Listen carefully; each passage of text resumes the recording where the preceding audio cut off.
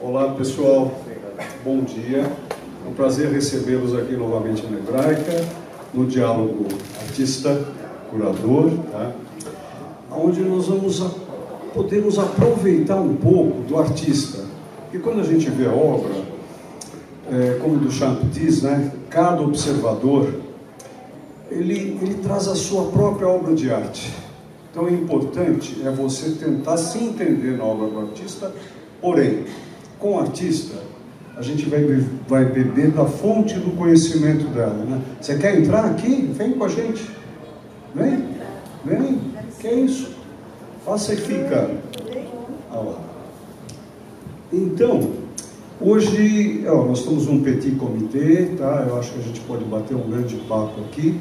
E eu vou deixar com vocês aqui a Luciana, e eu vou indagar ela já no começo. Que história é essa que você falou, que você fez um estágio em Berlim?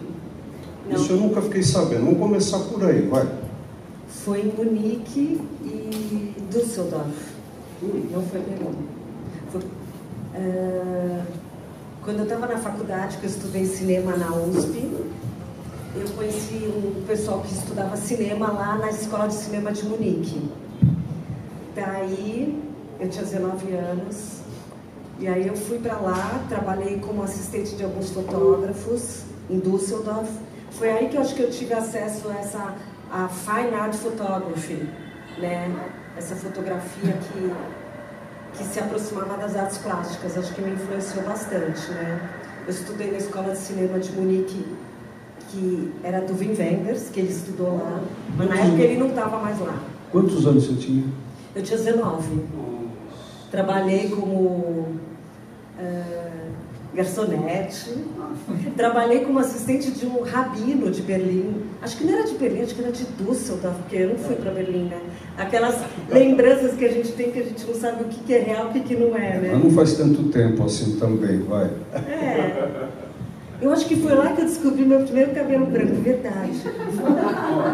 Verdade. Eu lembro que eu fiz um autorretrato uma vez lá em Berlim, lá em Munique, porque eu já não aguentava mais. É muito difícil ficar lá. A gente, assim, como... eu acho que eu sempre, desde pequena, tive uma certa atração por essa região por causa da guerra. Eu tive, não é uma atração, né, mas um questionamento. Então, eu tive que ir para lá. Eu acho que eu também, quando eu era menor, eu participei de algum concurso, que o prêmio era ir para a Alemanha, e eu queria ir para a Alemanha. E daí a vida acabou me levando para lá, né? Mas assim... A vida te levou para lá, né? Então, a gente saiu de algum lugar, tá? E o que te levou para lá além disso? E você falou que você é uspiniana, né? Você acabou fazendo cinema. O que te levou para o movie? O que te levou para o cinema? Eu acho que desde pequena eu sou muito observadora. Eu sempre fiquei gostando, assim, quando eu era pequena eu fazia assim, eu juntava os meus 4 dedos, assim, e ficava olhando, assim. Era como se eu conseguia fazer uma moldura. E eu gostava de estar, mas talvez não ser vista, tinha alguma coisa assim, essa coisa da observação. E também meu pai, ele fez um curso de Super 8, e a gente foi para a USP fazer o vídeo de finalização do curso dele, que eu era uma das atrizes do curso, eu, minha irmã. E eu acho que eu peguei a primeira câmera assim do meu pai, né? E sempre me liguei muito nessa questão das imagens. Minha mãe também tinha uma coisa de arte. Então acho que tem coisas que é legal falar, porque... eu acho que você... Nós nunca somos nós, né? A gente tem um feedback aí para tentar ter um futuro, né? Então a gente vai tentando saber quem eu sou, né? A gente pisca muito, nós temos pálpebras. Então a gente não enxerga, né? A gente não pode enxergar o tempo todo. Então a questão é, quando você abre os olhos e vê, estou aqui aonde, quando e quem eu sou nesse momento, né? É como se perguntar por que eu nasci na minha família. Como eu não acredito em destino, né? Como eu não sou temente, tá? Então, para mim, tudo é aqui e agora, né? E vai acabar. Então, para mim, tudo imanente. Exatamente, exatamente. Nesse caso, eu sou muito Spinoza, tá? Não, nada contra o Maimônides, mas gosto muito até. Mas, agora, você fez esse caminho familiar onde você foi recebendo essas informações sensíveis, né? Onde você foi para o cinema. Cinema é um tipo de arte complexa, né? Então aí depois você foi para Berlim, você foi andando. E pelo que eu sei, você viajou mais ainda, não viajou? Quer falar sobre isso? Eu acho que eu fiquei assim, dos meus 19 até meus 30, eu fui muito viajante, né? Por que você viajava? Mas me lembrou duas questões, né? Que uma vez a minha irmã me escreveu um cartão postal e ela falou alguma coisa sobre de voltar para cá e ser viajante aqui também. Você não precisa estar lá, você não precisa estar longe para ser viajante, né? Essa questão de você estar viajando em qualquer lugar. Porque nós somos viajantes, né? E eu acho que eu te contei é um texto da Hilda Hirst, que ela fala assim, que tem o filho com o pai, eles estão na ferroviária. E ele fala, pai, para onde vão os trens? Daí o pai fala, esse trem vai para Marrakech, esse vai para Berlim. Vai para Berlim, vai para Paris, mas filho, para onde quer que os trens vão, tu não te moves de ti. Né? Mas eu acho que é importante também, é muito lindo, né? Então, mas assim, eu acho que é bom. Eu fui morei um tempo na Espanha, depois eu fui para Nova York, fiquei um tempo lá também. E daí tudo ligado à arte? Sempre eu ficava lá, saboreando o mundo, né? Assim, a cultura também, e a arte.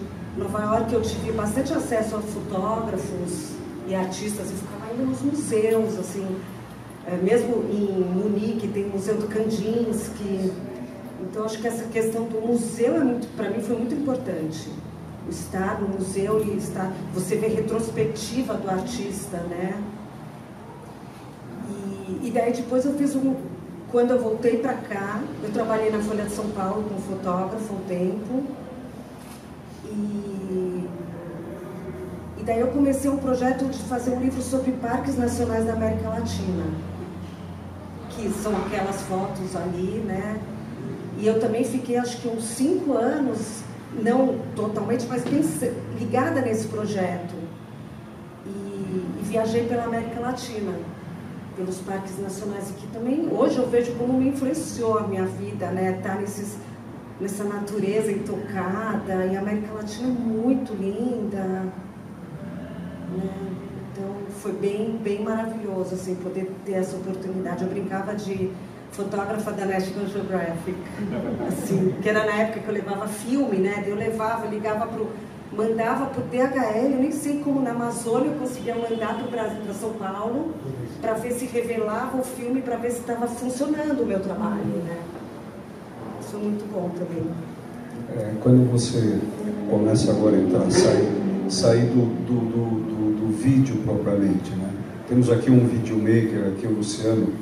Não posso falar muito que ele é meio chato, mas tá bom.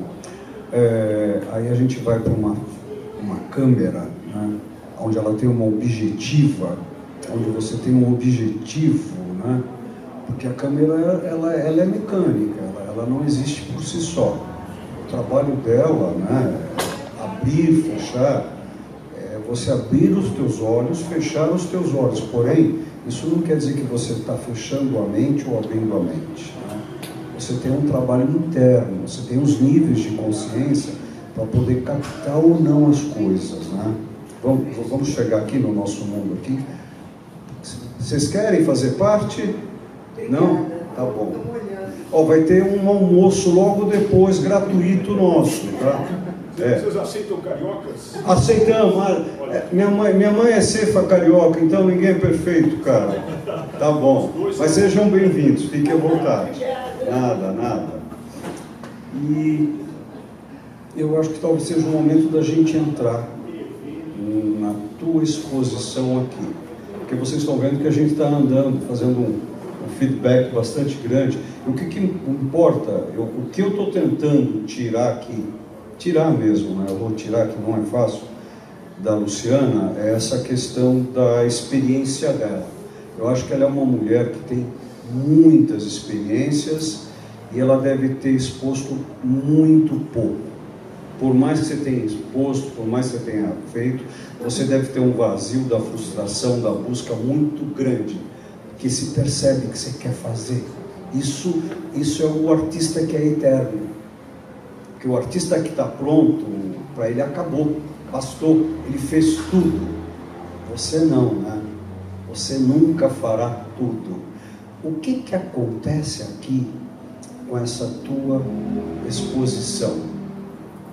Me lembrando, não sei se foi o Picasso, algum desses mestres, eles falaram, né, que o artista está pronto é uma criança com 80, né? Está pronto com 80, assim.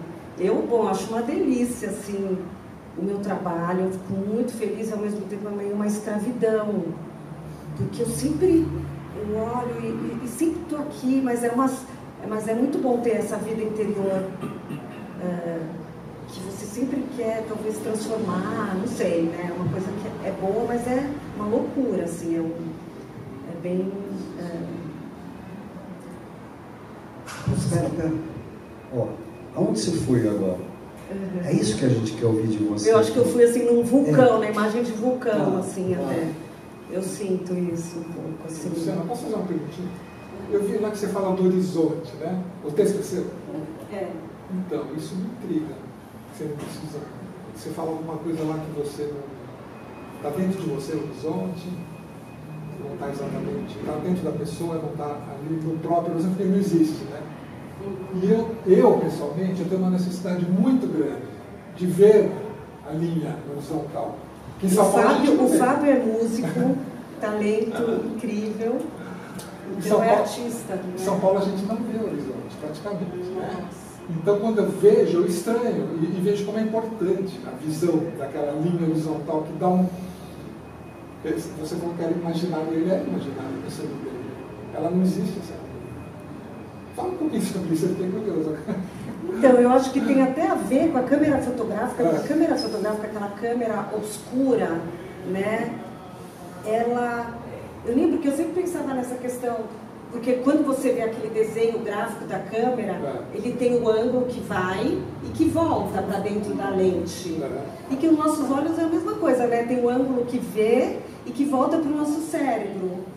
Né? Então eu acho que a gente, de uma certa forma, é uma câmera obscura.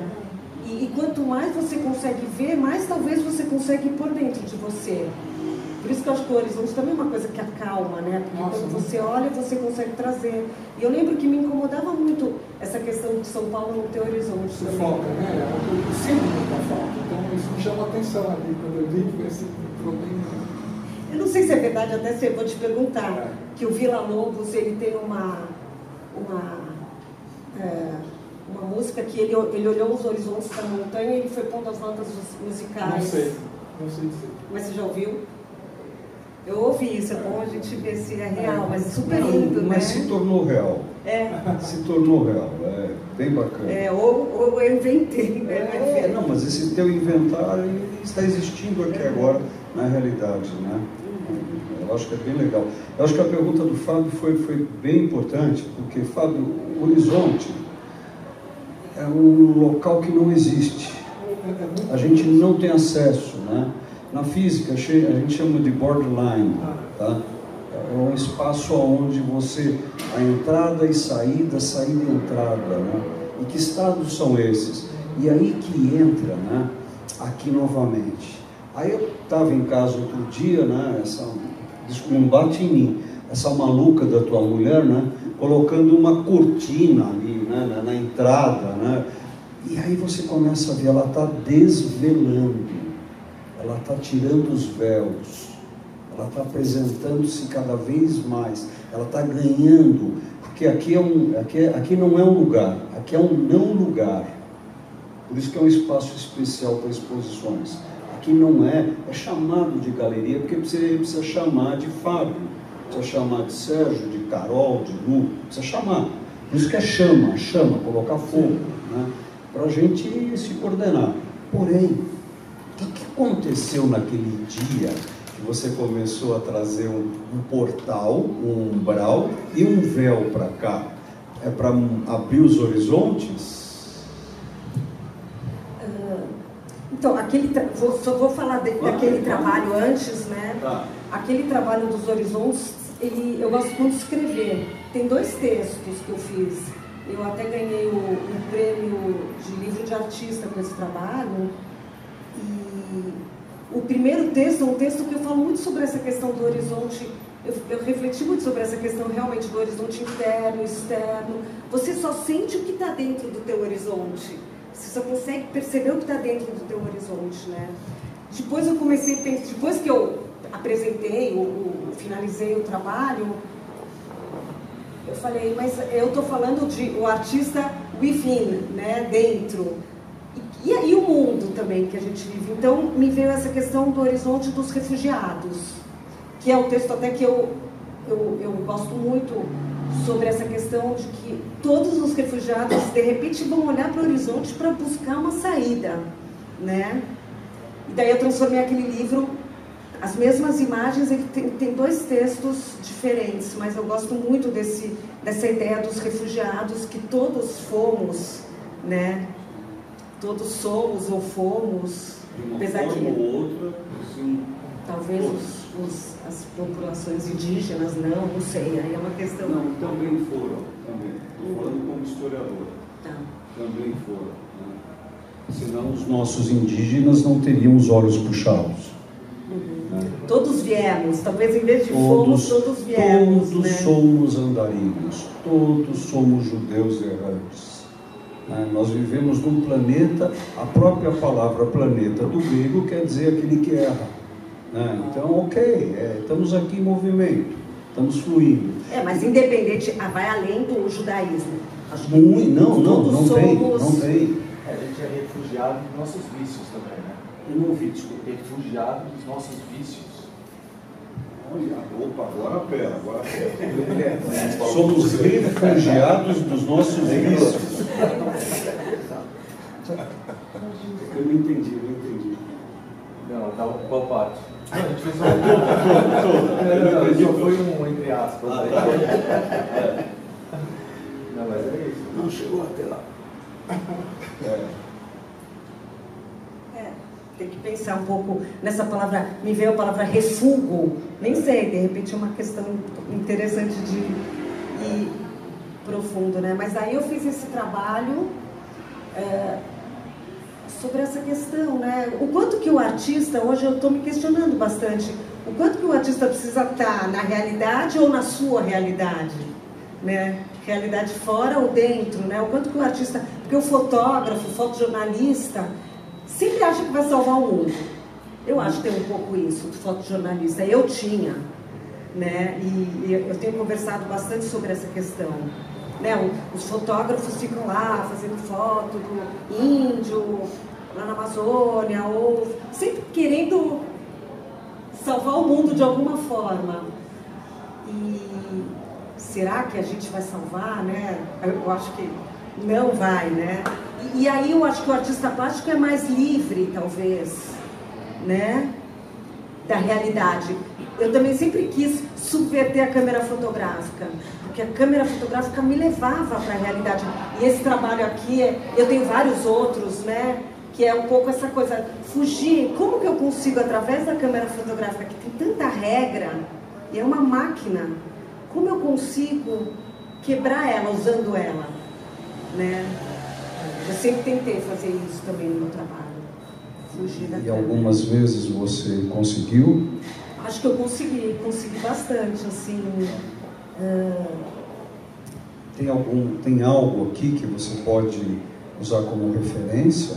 Então, eu acho que esse trabalho, de uma certa forma, eu tenho... Aquele trabalho dos Horizontes começou porque eu conheci o trabalho do Yves Klein, que ele, em 1960, ele era pintor, artista, filho de artistas do norte da França, eu acho, e ele começou a pintar, ele também foi judoca, ele foi para o Japão competir, e ele tinha uma coisa bem oriental.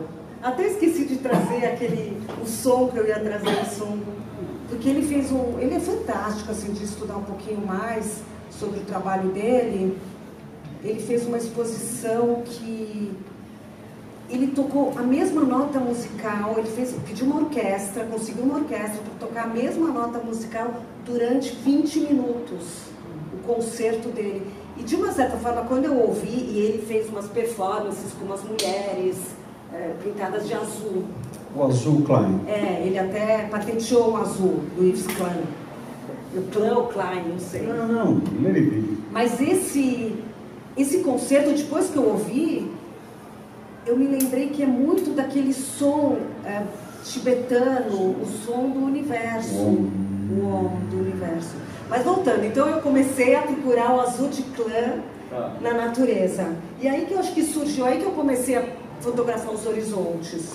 E outros trabalhos que eu tenho, que era em busca do azul de Klein na natureza, né? Então acho que é uma forma de subverter também a câmera fotográfica. Lá eu acho que em alguns momentos eu consegui também, né? Interessante. E aí, durante essa exposição, porque a exposição, quando vocês entram, ela parece que está pronta e ela começou assim, né? Nunca teve conversa, nunca houve discordância, né? Você falou que sim, acabou, está pronto. Não é nada disso. Aqui o artista está se expondo. Então, para ele se expor, ele está se colocando à prova. Ele está se colocando para ficar sem carinho. O que nós queremos é carinho, né? Então, esse é o ponto aqui. E aí, chegou um momento que a Luciana falou: olha, eu tenho uma série nova, né? É o que vocês estão vendo aqui no varal, tá? Gostaria que você entrasse um pouco nessa tua série, e que por circunstâncias nossas, do nosso clube, tá? Nós não pudemos expô-la como deveria ser. Tá? Ela agora está fugindo porque ela brigou comigo no dia da exposição. Então que bonita. Só para a gente terminar, né? Esse trabalho aqui que eu queria pôr... Pega na ponta. Aí, legal. Aí... Isso quem devia segurar é o Fábio, né? Que ele é alto pra caramba. Não precisa, já não, deixa o cara, o tamanho do cara. Não, na verdade, quando você me convidou para expor, que aconteceu um monte de coisa aí... Olha lá. É bom que o Luciano está filmando o Fábio. Fábio, dá um tchauzinho pro Luciano. Olha que legal, gente. Mas é que eu me lembrei dessa série que eu fiz, obrigada. Obrigado pela gentileza, cara. Que foi uma série que eu fiz com crianças carentes, em situação de risco. E aí eu tinha esquecido dessa série, né? Quando você me convidou, e daí no meio eu falei, nossa, não pus essa série, porque de repente, como que se fala? Que eu ia expor esse trabalho todo. E eu tenho muito mais desse trabalho, e aí a gente não conseguiu expor, virou retrospecto. Eu falei, bom, então eu vou mostrar um pouco de tudo que eu já fiz. E eu esqueci desse trabalho, que foi um trabalho muito forte, assim, foi muito bom. Foi um trabalho que eu fiz com crianças, e que a primeira exposição foi exposta ao ar livre no MIS, que depois eles começaram a usar lá o espaço. Era a exposição de crianças gritando, né? Crianças em situação situação de risco. Esse projeto foi aquele com o Gilberto? Exatamente. Na verdade, depois que eu fiz, eu chamei o Gilberto e a gente fez uma parceria. Delícia, foi muito bom. Saudade. Saiu na Times, né? Saiu, teve uma visibilidade na cidade bem bacana. Foi. E aí eu expus também nos Estados Unidos, porque daí eu imprimi em voal para poder mandar para os Estados Unidos de uma forma leve. E ficou maravilhoso fazer um túnel desses gritos, né? Porque era uma após a outra. né? Eram várias crianças. Tem lá na mesinha, tem um pouquinho desse trabalho. Mas foi muito bom também com o querido Gilberto, né? Bom, voltando. Eu acho que hoje em dia todo mundo virou fotógrafo, né? Todo mundo tem câmera fotográfica, banalizou, as imagens se banalizaram, os vídeos, né? Assim, mas que também é democrático e é bom. Mas aí eu comecei também, modéstia à parte, não quero nem me comparar, mas tem aquele fotógrafo, esqueci o nome dele, daqui a pouco me vem, que no final da vida dele ele começou a pintar também. Eu nem sabia, depois eu fiquei sabendo, eu fiquei feliz, assim. Eu comecei a pintar, eu acho que até demorei muito, porque o fotógrafo que quer registrar a realidade, mas de repente eu posso registrar a realidade com a minha mão, eu não preciso da câmera, né? Então aqueles trabalhos lá, um pouco do meu começo de pintura a óleo. E aí eu comecei a fotografar pessoas nuas na natureza durante a pandemia. Porque eu também percebi que eu não ia mais conseguir ir para os parques nacionais, eu não ia conseguir, a coisa está aqui, não está lá, né? Eu acho que...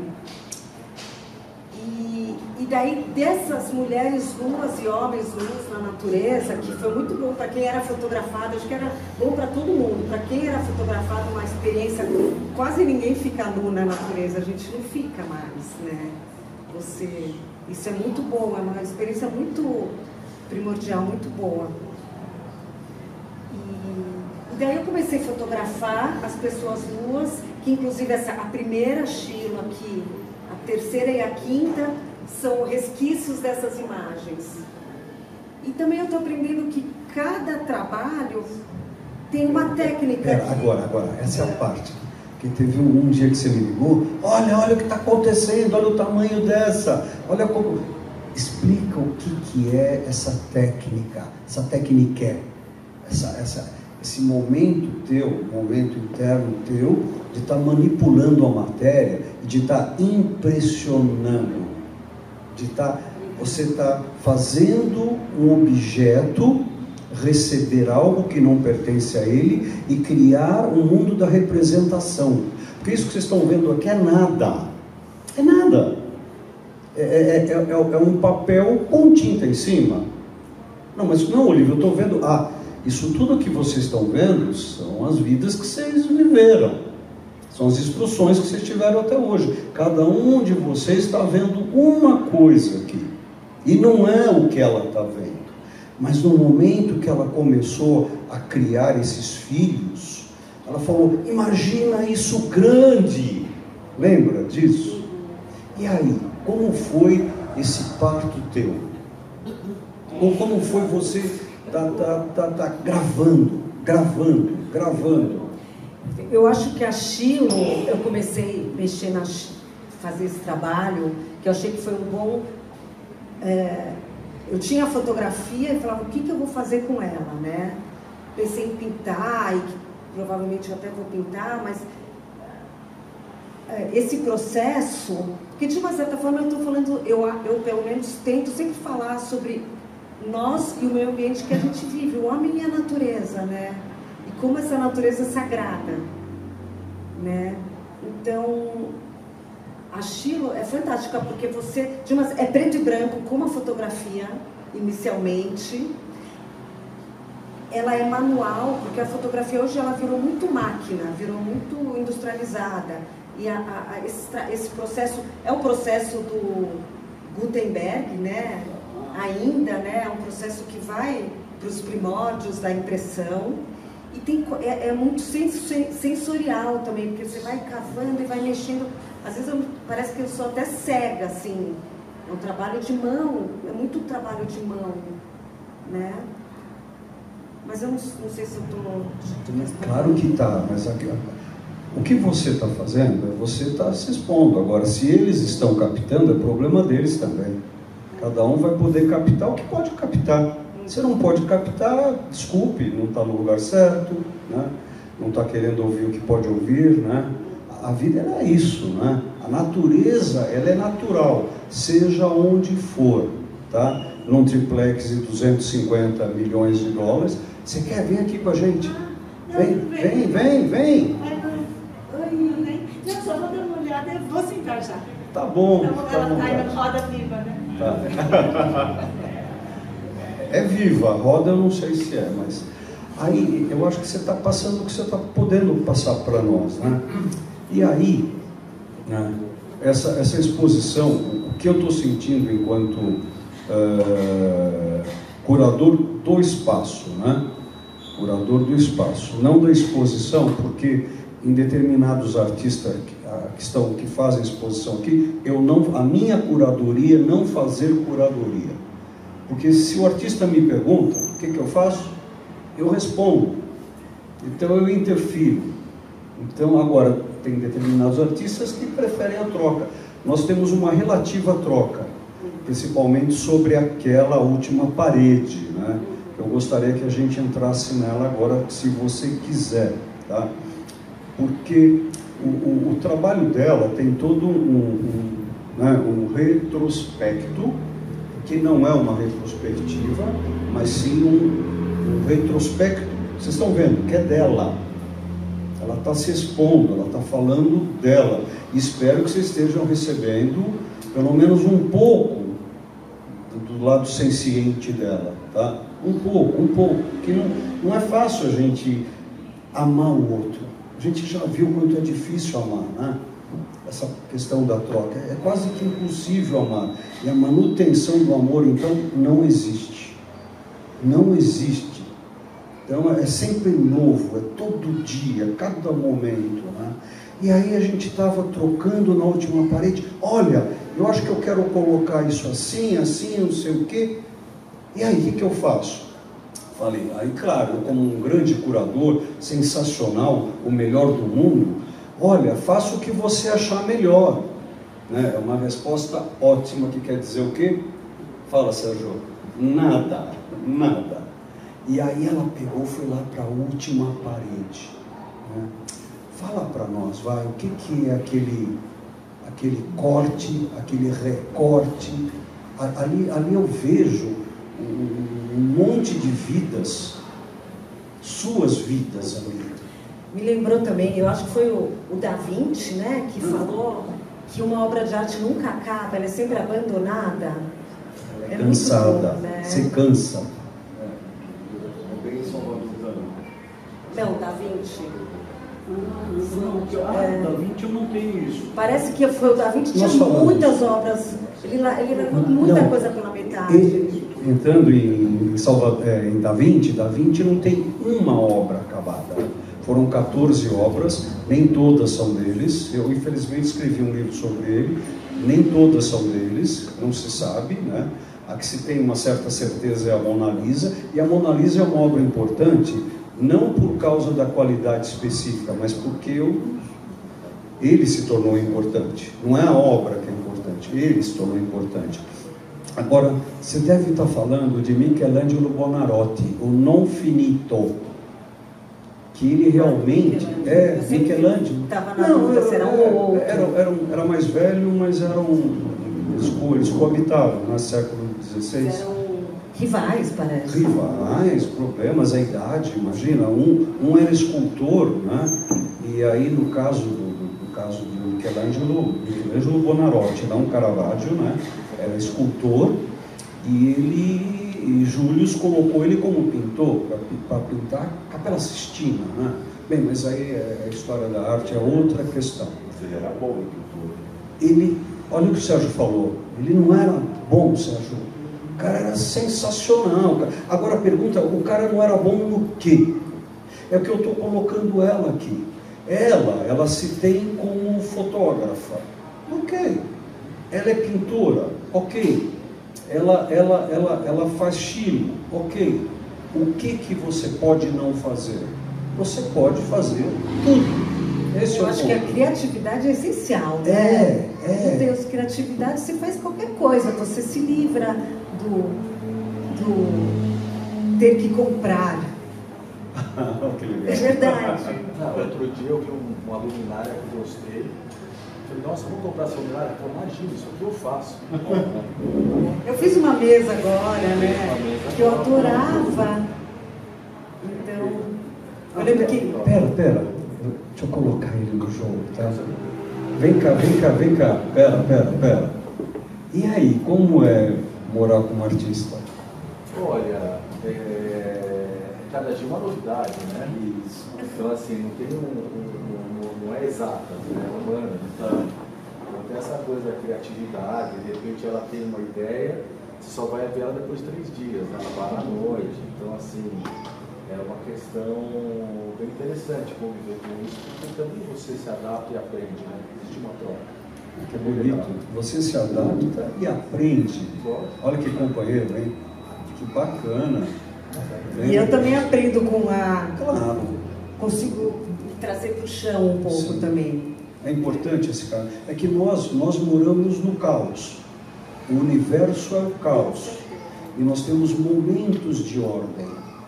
Nós estamos hoje no topo da cadeia alimentar do planeta, porque criamos a lógica formal matemática aristotélica, onde criamos a palavra verdade, e é onde a gente direciona tudo. Então nós controlamos o planeta, ok? Mas nós temos pequenos momentos de ordem, como achamos que estamos nos entendendo aqui. Nós não estamos nos entendendo aqui. Estamos nos entendendo em um pouquinho, um pouco a mais, um pouco a menos. Charles, você quer falar alguma coisa? Alguma coisa assim. Eu quero entender você. Eu sou artista também, quero ver semelhanças de alguma coisa, mas não há. As semelhanças me põem cada vez numa distância maior do que eu penso. É realmente uma definição do artista para um outro artista é complicada.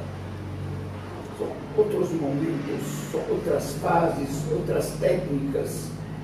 E a gente estranha não achar um denominador comum. É muito gozado, como não temos uma aproximação, embora a sua visão das coisas pode ser que eu tenho algumas parecidas. É estranho, eu gostaria de me envolver mais na sensação dela e é difícil. Esse é o presente, a dificuldade, né, de se envolver. Lembra quando você quer criar um bíceps maior? Não adianta, você tem que dobrar, acetilcolina, né? Tem que dobrar. Então você tem que ir para a diversidade para poder compreender a versidade, né? O universo. Isso é o magnífico mundo dos artistas. Ele não é lógico, mas ele tem que ser. Tem que ter alguém para dar base. E você, ainda bem que você achou um companheiro, onde você pode dar para ele a criatividade, o caos. O caos é importantíssimo na vida. A ordem é muito chata. A ordem é importante, claro que é. Imagina você ter a tua conta no banco em desordem, tá? A gente não quer. Mas, claro, de repente entra um dinheiro muito grande a mais e cria uma desordem, talvez seja interessante. É tudo muito diversificado, né? Ele é muito movimento. Mas eu gostaria, eu não quero passar batido por aquela parede, Lu. Me fala daquela última parede. O que tem naquela última parede? Então, eu acho que também o que aconteceu foi que eu consegui perceber que eu podia me livrar da técnica da câmera fotográfica que só fotografa, entre aspas, a realidade. Né? A câmera fotográfica, ela está muito ligada na realidade.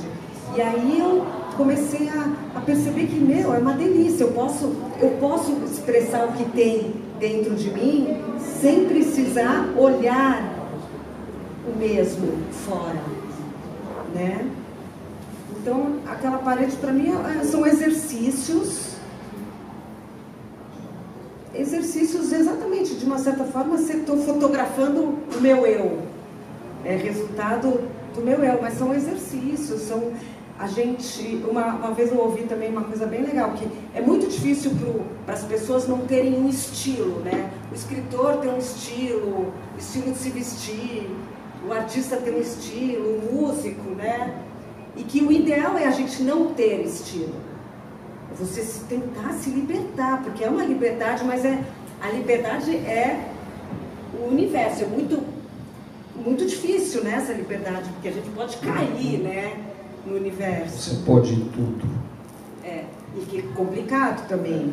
Não é possível. Exatamente, mas essa questão de você ter liberdade de experimentar. Eu acho que essa é uma coisa muito importante. Então lá são experimentos. Fez, né? Agora, experimento é para self, né? Para você se conhecer.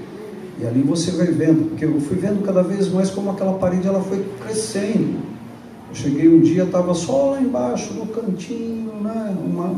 Uma mocinha pintada ali, e de repente ela foi crescendo de forma randômica. Ela tem uma certa, deve ter uma lógica, qual eu desconheço, tá? Que é muito legal. Pessoal, perguntas mais para a nossa querida Luciana aqui, ó. Então, essa questão da obra pronta, né, de você se sentir pronto, isso para mim não existe. Tem uma hora, por exemplo, que eu acho que eu tenho que falar. Tá assim, tá decente o negócio. Então publica. Quando eu gravo, por exemplo, eu sempre quero fazer melhor, mas chega uma hora que você fica exausto, que você vê que até poderia ficar melhor hipoteticamente, mas chegou a hora de você parar. Eu sinto muito isso. Eu sempre, por exemplo, quando eu gravo alguma coisa no estúdio, quando eu vou ouvir depois, eu fico com muita raiva. Por que eu não fiz isso? Por que eu não fiz aquilo? Por que eu não mandei aquilo? Né? Eu fico com muita raiva. Então eu abandono, fico ali 2 meses sem ouvir. Quando eu vou ouvir, eu gosto. Eu falo, é isso que tinha que ser mesmo. Porque quando você está muito envolvido com o momento de achar que aquilo está pronto, você fica muito crítico, né? Então é muito complicado para a gente falar, está pronto, mas não é o pronto, eu não sei nem que termo que usar. Você está sendo muito claro, não está? Está sendo publicado. Muito claro. Então você publica do jeito que você achou que está decente, vai. Você fica satisfeito, mas sempre com a ideia que não existe um absoluto pronto. Entendeu? Você não acha isso? Eu acho que também tem essa ideia, né? O que você sabe... será que você precisa saber sobre a água para mergulhar no lago? Né? Você precisa ter consciência, essa questão do ser humano, da gente ser racional ou sensitivo, né? Então, quando eu começo a fazer esse trabalho aqui, eu também não sei o que vai acontecer, né? Você não sabe Isso é muito legal. Chegar, né? Se você se permitir não você saber, é muito criatividade bom. É assim, né? Por exemplo, na música, que tem um paralelo nas artes visuais, quando você interpreta uma partitura que já está escrita, um clássico, o objetivo normalmente é você se aproximar do que o compositor quis. Então você interpreta com aquele rigor que está na partitura e pronto, ali é considerado bom. Mesma coisa na pintura, a pessoa que vai copiar uma coisa, que vai fazer não é assim que funciona, eu não sei, estou vendo um paralelo. E eu demorei para me libertar dessa questão, porque eu fui um pianista clássico por muitos anos e eu sentia que alguma coisa estava errada, porque aquilo não se encaixava com a minha personalidade. Eu precisava entrar num mundo de maior criatividade. Eu acho que nas artes plásticas acontece a mesma coisa, no sentido, até aquela parede, é um pouco assim também, o artista está, eu sou no ano 2024, eu não sou no ano 1600 sim, e pouco. Sim. Então, de uma certa forma, a gente tem que se comunicar com o mundo, né? E hoje as artes plásticas, antigamente a academia, né? De você fazer tudo perfeito, eu falo, acho que era até mais fácil ser artista naquela época. O salão francês, século XVII, era tudo pronto, era colocado, né? Claro que para a época deve ter sido difícil também. A gente precisa entender que quando você está falando de algo, na linha de música, né? Mas quando a linha de música, né? Ela é totalmente diferente da arte, não é a mesma divisão. Então, você tem comparações distintas fabulosas, né? Agora, não fecha. fecha nunca. E não fecha nunca. É um negócio muito louco. O quê? É um negócio muito louco, porque você tem que lidar com uma certa frustração. Porque você imagina o que seria o ideal, o que esse ideal... Não, você fechou. Entendeu? Eu acho que é... Você tem que Você não lidar com a alcança. frustração. A frustração fecha? Mas a vida não tem ensaio, né? Também. Então vai que aí. bom que ela não tem ensaio. E faz aí o que dá e Entra na água. let it be. E let it be. E let it be. Bem, amarra. Um momentinho. Palavras finais. Mais uma Perguntinha. Fala, Charlezinho. Desde que eu estou pintando, não acreditando que eu seja um artista, sempre escutei, é bom que você tenha uma marca. Personalidade, é só Deixa personalidade. uma marca nas suas obras para saber que você não sabe. Eu quero cada vez fugir desta marca. Então, eu acho que é exatamente esse papo de deixa a tua marca, porque daí você vira escravo. Faz o que está dentro, solta, põe para fora o que... Eu não sei, na verdade não está só dentro, né? Está dentro, está fora. Experimenta, na verdade, né? Acho que é... Eu diria que é uma personalidade, não uma marca. Porque uma marca é uma coisa muito assim, que limita, né? Agora, uma personalidade que seja mais múltipla, ou que seja mais livre, ou que utiliza determinadas paletas sonoras ou de cores, ou, não sei, milhões de possibilidades, né? Mas... É uma personalidade sua. Eu acho que é importante que daí você não fica mais um no universo dos artistas, você fica você. Isso aqui é o Luciano Nacho, entendeu? Aquilo te caracteriza. Mas não é racional também, não posso... Não é racional. E uma coisa que aconteceu quando eu estava começando a montar a exposição, quando veio esse nome e tudo, eu comecei a achar muito ego. Eu falei, ai, que coisa chata. Tipo, me incomodou um pouco. Interessante, porque eu já fiz bastante exposição, mas eu acho que essa foi a minha primeira individual, né? E me incomodou um pouco essa questão, porque eu não sei se eu estou falando de mim, eu estou falando do meu ver, do meu olhar, não é sobre eu a coisa. E me incomodou até um pouquinho sobre isso, né? Isso é muito bom. Isso é muito bom. Serginho, fala, querido. Só um instantinho, o Sérgio está aqui na frente, depois você pergunta, tá bom? Tá bom. Tirando o ego de lado, você projetando aqui, daqui a uns anos, que legado você quer deixar no aspecto artístico? Estou falando de outros legados que você deixará. O que você sonha de legado? Então, eu como fotojornalista, eu queria, né? Ai, que o mundo cuidasse da natureza, né? Eu tenho ainda esse sonho. Eu acredito que e eu me transformei muito quando eu vi obras de arte, né? Eu me lembro assim de estar no museu e estar sentado lá vendo as ninfés do Claude Monet, ou o Cy Twombly, que eu vi em Nova York, uma retrospectiva, mexeu em mim, tocou. De uma certa forma você se comunica com os artistas, né? Quando você vê e se toca. Então talvez se eu tocar as pessoas através do meu trabalho, eu já vou ficar feliz, né? Assim, se eu conseguir pôr para fora o meu sentimento, é mais sobre sentimento, né? Daí eu vou ficar super feliz. Eu ia fazer uma pergunta, mas não sei se vocês já falaram disso, né? Porque eu conheço você como fotógrafa, né? Super sensível. Aí você entrou no oposto, que é a estilo, né? Não é a pintura, é como fala, carve, né? O esculpinho, né? Aí eu queria, não sei se você já falou disso, que você falasse um pouco desse contraponto, se você desenha há anos, fotografa, ou se você começa com a noiva. Então, eu comecei na estilo porque eu tinha uma série de fotografia de pessoas nuas e que eu falava assim, essas fotos eu posso fazer, tipo, quem quiser aqui, inclusive está convidado para pousar para mim.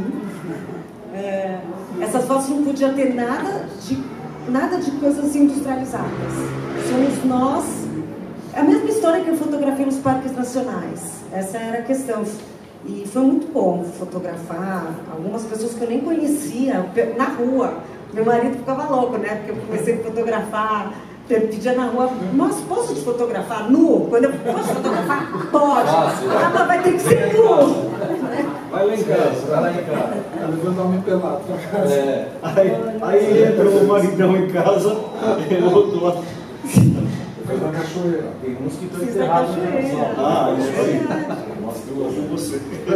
Mas eu acho que a Chilo, daí eu comecei a pensar, o que eu vou fazer com essas fotos, né? E aí, sem querer, eu sempre gostei de fotogravura, sempre, desde na época que eu fui para Nova York também, super novinha, eu me interessava com a fotogravura. O Mapplethorpe fez muita coisa impressa em fotogravura. Então, a minha pergunta é, como você passa foto para gravura? Tá, deixa eu só terminar aqui, eu vou falar. Sempre tive essa, até porque a fotogravura, ela tem uma durabilidade muito maior por ser uma tinta a óleo. A fotografia vai durar talvez 200 anos, a fotogravura vai durar muito mais, né? E eu sempre tive essa relação com a pintura, com as artes plásticas. E eu percebi que esse trabalho ficou lá guardado um tempo. Eu falei, nossa, eu não vou poder largar ele, é um trabalho tão forte, bonito, expressivo. Daí chegou nessa questão da fotogravura, não é fotogravura, porque não ia dar esse resultado que eu queria. E a Chilo tem essa questão de você pôr o seu ato, né? Ele tem muito isso. Eu transfiro algumas, por exemplo, essa primeira, é uma mulher que eu fotografei com uma folha. Mas daí depois eu comecei a pôr esses animais são desenhos que eu faço, né? Então também foi muito bom poder sair da realidade, acrescentar coisas, né? Eu consigo passar na madeira, a Chilo você passa para a madeira e começa, eu nem sabia o que era goiva, isso faz assim, acho que 6 meses atrás. Nem sabia o que. Passa a foto para a madeira? Eu passo a foto ou o desenho. Né, tem várias formas, ou muitas vezes eu desenho, eu olho a foto e vou desenhando, ou você pode fazer quadriculado, tem várias formas de você passar, né? E daí tá ali, ó, você depois vai escavando, que tem tudo a ver com a impressão fotográfica também, de antigamente, né? Quando você vai lá fazer, suja a mão de tinta, vai transferindo o que ela está tentando te passar, todas as palavras utilizadas em arte, todas, são de origem alquímica. Quando você fala de tintura, são níveis de nigredo, albedo, níveis de consciência, a transformação do chumbo em ouro, a obra-prima, o magnus opus, são todos trabalhos de autoconhecimento, o grande artífice, o grande trabalho. Então todos esses artistas alquimistas, porque a palavra artista, ela tem 850 anos, e se você pega o manual das universitas do século XII, não se utilizava a palavra arte, se utilizava a palavra técnica, que era grega, e técnica é técnica, não é arte. Arte, ela vem de ars, A-R-S, não Z, porque Z quer dizer urso, tá? Ela quer dizer ponte, ligação. Agora, ligar o que com o que? Esse é o ponto da arte. Essa é a sacada. Então, quando ela começa a falar, né, ela tenta explicar a questão da transformação da fotografia em gravura, olha que interessante. Ela está falando a explicação da gravura em outra gravura, porque a fotografia é um gravado. Como assim a fotografia é um gravado? A fotografia é um espaço que ficou aberto, aí entrada de luz sobre um suporte, esse suporte foi guardando fótons, e ali ficou impregnado aquele momento possível pelo tamanho do suporte, ponto. Aí o artista pega esse suporte, ele pode trabalhá-lo com a mão ou não, ou com pintura ou não, aí ele vai imprimir, Gutenberg, né? Aí ele vai e brinca de impressão, né? Então, aqui no Brasil eu acho muito estranho que a gente chama de gravura, eu chamaria de gravado, porque gravura para mim é outra história, mas é o português brasileiro, né? Então, o teu trabalho, ele é realmente de criador. Eu acho que o que ela trouxe para nós aqui, que agora é o momento teu que eu vou pedir para você dar uma amarrada, tá? Ela passou por várias circunstâncias, né? Da família, das viagens, do companheiro, das experiências, das trocas, da incompletude, se eu posso te chamar assim, tá? porque eu sou incompleto, eu sou instável, eu sou incerto, tá? Eu não tenho as minhas certezas. Ufa, ainda bem. Não tenho mesmo, tá? Eu só tenho certezas quando eu estou trabalhando no Tribunal de Justiça. Lá, se eu estou fazendo realmente um laudo, eu tenho que ter certezas. E que também não tenho, Sérgio. Que é muito, porque você precisa, conforme as partes, decidir. Você tem que decidir, né? E aí acaba a obra. Você tem que decidir porque você tem prazo. Olha que legal no direito. Quando você tem o prazo, acabou. Então a obra acabou. É isso. Fecha para nós aqui. Então eu acho que...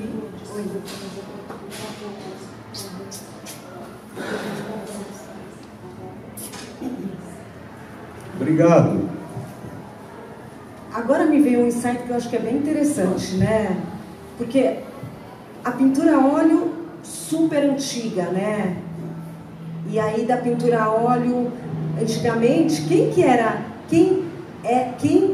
se era pintado, quem era o retratado, né? Eram os ricos que queriam se mostrar, como no Instagram atualmente, e a galeria era, até no Instagram que chama galeria, nem sei, mas a galeria era aquela coisa, você se mostrava, você se preparava todo, ia lá na tua fazenda, antigamente, na Europa, pegava o seu cachorro, a sua mulher com a roupa mais linda e falava para o pintor, por favor, me retrate, porque eu quero mostrar para todo mundo, eu quero me ver, né?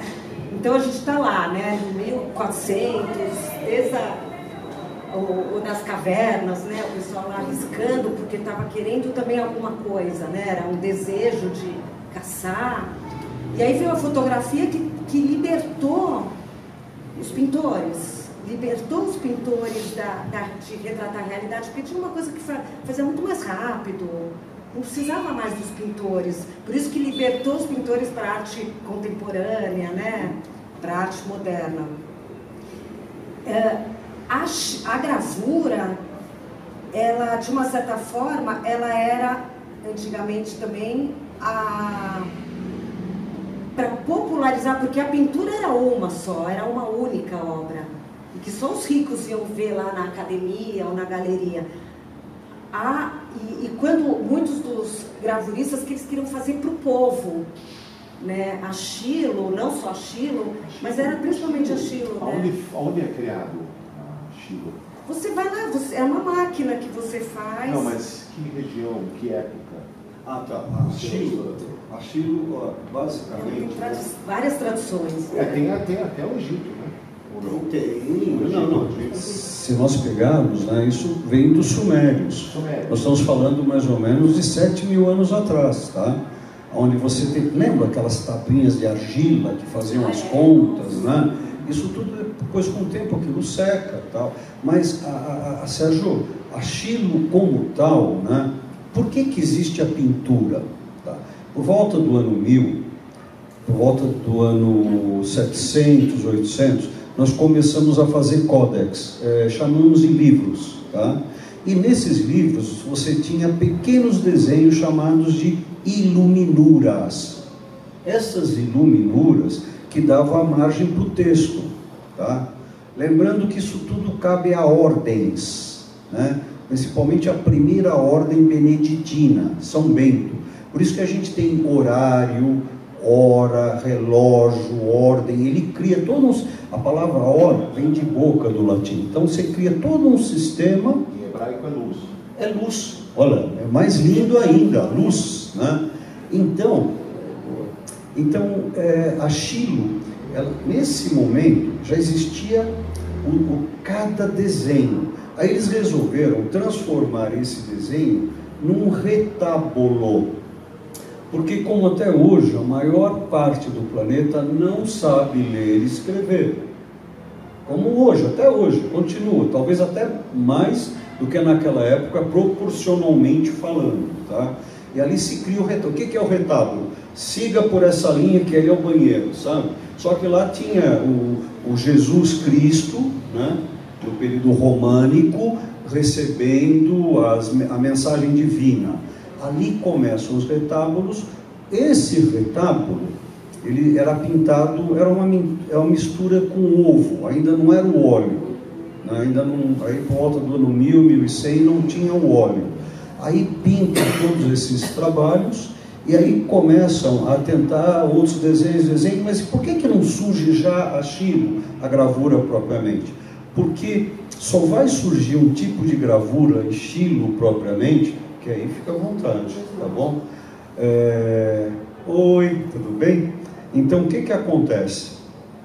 Nesse momento, Gutenberg, tendo uma certa cultura também do Japão, ele vai pegar a prensa móvel, a prensa, né, a escrita, isso que vai dar repercussão a Chilos, a esses trabalhos, mas é a popularização da obra de arte. Ainda não, isso vai acontecer. Não, nós estamos falando aqui agora no século XIV. Por causa da peste. A peste é 1349. A primeira, lembrando que a peste só foi ocorrer porque teve um sinistro em 1315, 1215, tá? Tem toda uma sequência ali de questões. E nesse momento começa a ter a impressão. E essa impressão cria vários tipos de... Chilo é madeira, a palavra chilo. Então é fácil de você fazer um desenho na madeira, né? Ou você sulca ou você deixa, né? Para ver o que vai imprimir. Aí você tem várias fases. A fase mais importante é a fase humanista, 1400. Já vou acabar, gente, tá? A fase humanista em 1400, aonde surge que vai dar base para o Renascimento. Na minha opinião, o nome Renascimento é porque 2/3 da população da Europa falece. Então renasceu, porque aquele grupo renasceu. Não é porque não, agora nós vamos criar os gregos e os romanos novamente. Não, aquele grupo teve que trazer toda uma geração de conhecimento, tá? A partir daquele momento, você vai ter países que vão evoluindo. Aí, nós vamos ter um grande período áureo da Chilo. Popularização para todos. A senhora que lavava prato tinha Chilo. De onde você está falando, Olívio? Amsterdã. Estou falando da Holanda. E lembrando que a Holanda não é Nederland, tá? Nederland é o país todo. Estou falando da Holanda na época e Amsterdã, tá? Ali eles conseguiram um trabalho tão bacana, tão profundo. Não é à toa que René Descartes, que era cristão, que criou o livro do método, foi fazer o seu trabalho em Amsterdã. Foi lá que supostamente ele conheceu Baruch Spinoza. Mas dizem, não se tem certeza disso, né? Então, ali que aparece o momento de que os holandeses, eles criam um período ouro financeiro. Eles conseguem mudar o sistema capitalista das grandes navegações, que eram os reis que bancavam, para que o povo bancasse. Isso depois é roubado pelos ingleses, período positivista, e muda toda uma estrutura. Aí a arte serve a todos. Aí ela é magnífica, ela é para todos mesmo, nunca foi, como não é até hoje. A arte não é para todos. É como se a gente se aprofundar nos nossos assuntos aqui, não adianta. A arte, ela pede dinheiro, ela pede cultura, ela pede tempo, não tem como, não tem como. Se você quiser se aprofundar, te odeio, viu, seu Mané? É o nosso fotógrafo, tá bom? Bem, quer encerrar, Bonita? Onde você foi? Porque você vai! Falou, né? Acho que a Lu deve estar pensando assim, que a arte é vida, né? Aí vem Joseph Beuys, na década de 60, e fala que a arte está em todo lugar, né? Não é? Tudo bem, essa arte não é para todos, eu concordo, mas só para jogar aí uma e veio um pouco a pirâmide de Maslow, né? Sim, a pirâmide. Não adianta a gente não ter comida, a gente vai ter arte se não tem comida. Não, Maslow foi magnífico quando ele criou isso nos anos 40. É sensacional, imagina. Vocês ainda estão aguentando aqui que não estão precisando ir no banheiro. Comer. É a base. Não, ir no banheiro. Comer você aguenta bastante tempo ainda. Mas ir no toalete não tem jeito. O sininho toca lá, você tem que ir. O sino vai aumentando. Você tem que levantar. Mas no fim eu só pensei nisso, que é legal ter essas brincadeiras, né? De ter as... Porque a gente não é? Eu acho que foi o Sir, o inglês, que falou sobre que a gente só está aqui porque ele só teve acesso à gravidade porque ele está nos ombros o Isaac Newton. Ele falou, ele só está aqui porque está nos ombros de gigante, né, que ele teve acesso. Nós só conseguimos chegar onde chegamos porque estamos apoiados em ombros de gigantes. Então eu estou aqui, apoiada nos ombros dos grandes fotógrafos, dos grandes pintores, de todo mundo aí, é isso. Pessoal, eu quero agradecer a vocês aqui, muito obrigado. Agora, principalmente a nossa pista, obrigado pela troca. Obrigado.